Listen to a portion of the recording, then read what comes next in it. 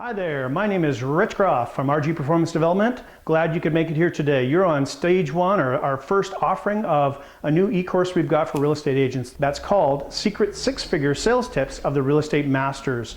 You know, the reason I called it that, and it is a tongue twister, and I've been trying this really hard so you can laugh a little bit with me on it, is that there is something that people that are at the master level of real estate that do certain things that we're just not really aware of, but it just seems to flow so much more easier for them than when you're first starting off, or maybe you're struggling with certain areas of your sales process.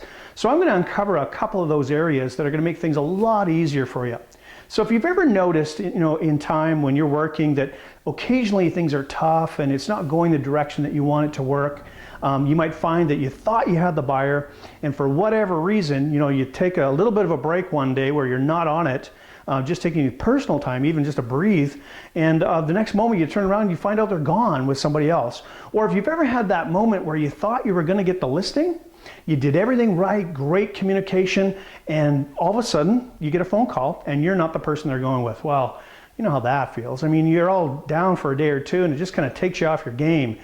And there's those moments when you think they're gonna go forward with that purchase, and for whatever reason you can't figure it out. If you've ever had one of those moments, you gotta know that they're frustrated and they take you off your game, and you might lose one sale, but it gets you kind of in a rut.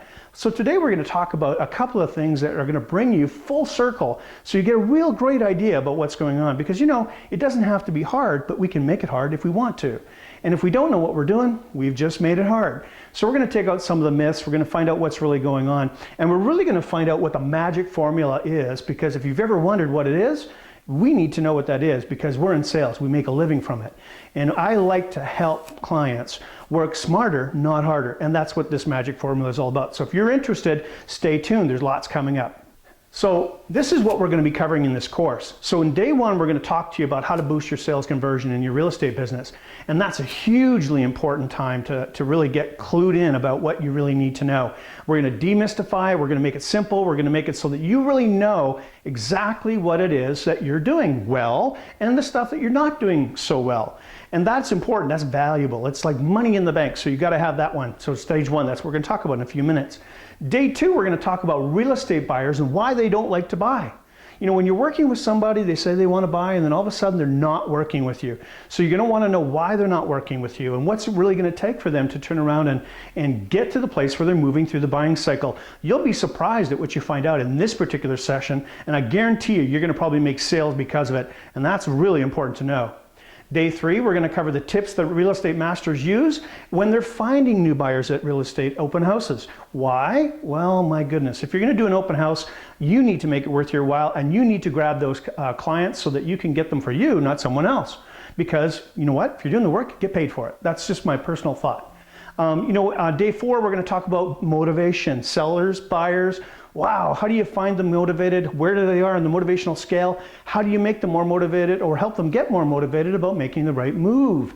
And you see, they can be if you've ever had a buyer or a seller that just seems to be dragging their feet all the way through the selling process, you can know that that is just a nightmare that keeps you up at night. And they take more time, more energy than we really need to have it take. So we want you to really know what it takes to get your client motivated and help them through the process. And you know what? They want you to really help them get motivated too. That's our job. So let's do it so that we can make it easy for everybody, because that's really important. Day five, we're going to talk about how to build client rapport. It's that famous word that we talk about in sales, rapport, we're going to build rapport, which is a lot more than just talking to somebody. It's really connecting with them at a level that they go, wow, this person gets me. And they can trust you. And why it's important, how do you control that, how do you make it better? We want to know without any question where you can make your rapport work better for you, because anytime you do, it's probably another sale or two a year, and well, that's a lot of money. So let's really learn how to do rapport, and let's kind of demystify what it takes to make that happen. Now, day six, we're going to talk about client agreements. This is something that nobody else talks about in the industry. They may allude to it, but client agreements are things that we actually talk about and we say to our clients or not say to our clients that dictate how well you're going to get along with that client. So if you've ever had a client that for whatever reason, the whole relationship just got really tough and it was a grinding motion that took place, that means that there's probably some things going on, and most of that can go right back to your time when you were talking to them first off and you established the nonverbal client agreement. So I just break it down step by step by step. That in itself is worth tons of money. You'll be able to make more and more sales just because you're using your client agreement. And you know what? When I started using it in my personal business, I eliminated client problems. Very seldom do I ever have a client problem. Why? Because we actually make agreements in advance, and part of that agreement is what we do if things are not working right. So everybody has a part of this game, and they really make it work for themselves. And you want to have that too. Success, success, success. That's what we're after here. So now we're going to round that whole offering right up with the last thing, and I call it the mistakes that the real estate professionals make that the masters don't make. So there's two ways to learn in life. You can learn from your mistakes, or you can learn from somebody else's. One of them is going to cost you a lot more. One of them you got to say to yourself, I need to learn something. So there's a little bit of a toss-up here. If you really want to do it the hard way, I'm all for that. However, I encourage you to try the easy route. Let's learn from somebody else's mistakes. I'm going to give you some things that probably you're going to go, oh yeah, that makes sense. But let's see if we can get it to the place where you actually put it to use, make it yours, and make it real. Because you know what? I've helped hundreds of people in the real estate business. If we can save you a little bit of time, a little bit of money, a little bit of energy, and a lot of sweat, I mean, let's do it. And let's not make those mistakes that cost you $10 or $20 or $30,000, because that's valuable money. And I don't know about you, but maybe that's your next trip.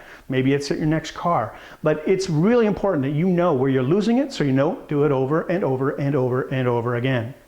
So we've got 7 days. They're exciting. They're power-packed. Let me tell you a little bit why I put this all together, because it's important that you know a little bit about the presenter, that's me, and why I bring this to the table.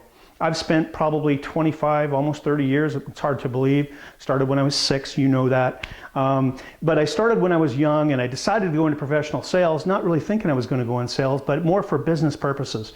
As it turned out, I went into all kinds of different sales. So I've been in lots of different industries, including the real estate industry, insurance, all kinds of different things. And there's a lot of things that are similar in every single industry. What I discovered though is that it's the things that make, the little things that make everything work in the sales process that really help people get going. Instead of just talking about one isolated bit here, one isolated bit there, I take a look at everybody's performance, and I found out really quickly that, you know what, if we just discover the good things that you're doing in your sales cycle and then tweak the stuff that needs to be tweaked, small little changes here and there, you can double, you can triple your outcome. And that's really exciting. And most of my clients that have actually doubled and tripled their outcome, we have a program that's called FAST, Fundamentals, Accountability, Skill Training. We've got our Unstoppable Sales Conversion System as well. When people go through those programs, they just love the fact that they're doubling their income, same amount of energy and input. Now, I look at that and I go, wow, any day that you can actually work hard, have a good day, and produce is good. But when you can work the same day, turn around, double your output, well, that's just wonderful. I love that idea. There's a feeling of success and really embracing the fact that you're in your zone. And some people will come to me afterwards, and it's always an exciting thing. They come up and they go, Rich, I didn't think it was ever going to be this easy. It was never, I just can't imagine I'm doing this much volume, and it's so effortless, and it's just landing on my lap so easy. And it's not easy. It is hard to get out of your own way. That's the part that's most important when you're starting to look at your performance. And we want to help you with that today. So let's get things going. Let's talk about day one, because day one's all about your sales conversion.